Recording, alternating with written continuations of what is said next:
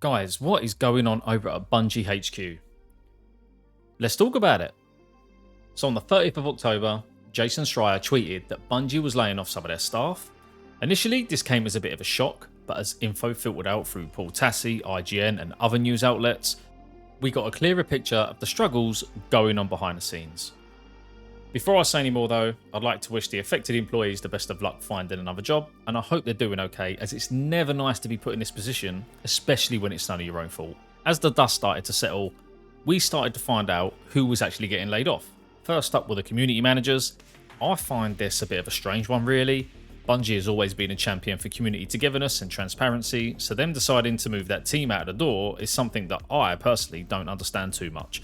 But a theory could be that after the final shape has come and gone, Bungie might take a step back, and we know they're splitting their eggs into different baskets in the name of Marathon and Matter, so maybe they want some new faces for what will be a slightly different community. Give me your thoughts down in the comments below, guys. What we do know is they're planning on doing episodes after the final shape, but what we're not 100% sure on is what they will consist of and how long they will go on for, as upper management are clearly going through some different motions right now. I'm not so sure we're going to get these massive DLC dumps either. Sony are scaling back on the live service model, and we're not sure how that affects Bungie. Although we're led to believe Bungie are running Destiny 2 without any interference, the staff were also told when the takeover happened they would keep their jobs as well, so who knows. Then there is the QA team, who had dismissals in the previous months prior to the layoffs a few weeks back. Now, in my opinion, QA is quite important in any game studio, but Destiny is such a vast game, and it already has its fair share of issues. So with the QA team shrinking, I don't see how that improves performance or how we're going to get better quality releases going forward, because that department is extremely vital in finding any issues that need ironing out prior to release. Then came the news that Michael Salvatore was also part of the layoffs. That initially left me feeling a bit sad, as the composer's music was so iconic. It's what made the encounters we faced so immersive, and the soundtracks never missed. At this very point, I'm sure all the composing has been completed for the final shape, but beyond that, I haven't got a clue. All I know is the music will not be the same again. But Mike, have fun fishing, mate. You've earned it. And as time was moving on, people start tweeting, and we see more of a picture evolving, and up steps Bungie CEO Pete Parsons with what has to be the most tone-deaf tweet I've seen for a while, and that is saying something.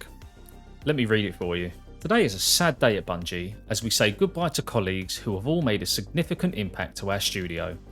What these exceptional individuals have contributed to our games and Bungie culture has been enormous, and will continue to be part of Bungie long into the future.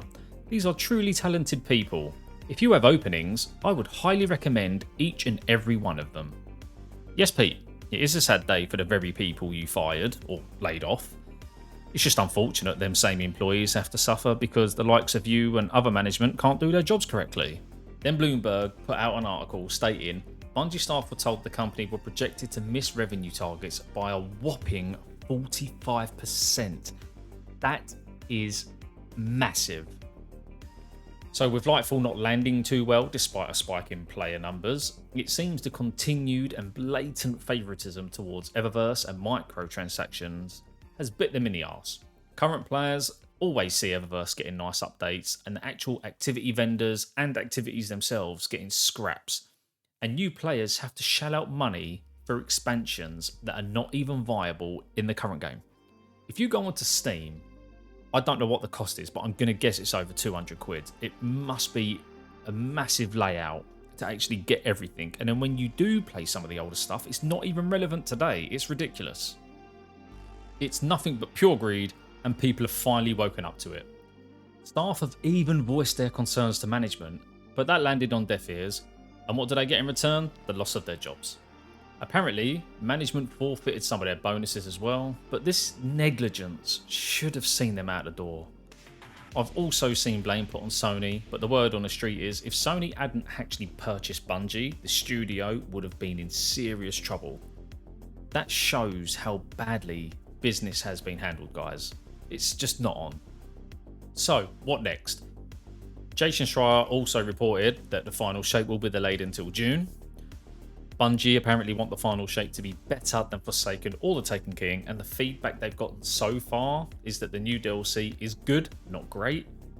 I'm not sure what an extra 4 months in the oven will achieve, but I'm no game developer, so I'll leave that up to the professionals. And then, in a twist of irony, Destiny 2 was nominated for Best Community Support. It's a shame, really, that the very people behind that support, which the gaming community recognises as one of the best, will not be able to collect and celebrate it. So I'm just going to end this video by saying, I still love Destiny. I've met some really good people along the way, made some great friends, plus the community is pretty cool. I know you get your dickheads, but you get it everywhere you go. But to be honest, Bungie needs to start concentrating on good quality, evergreen content and recapture the magic of old, otherwise even the most loyal fans will jump ship.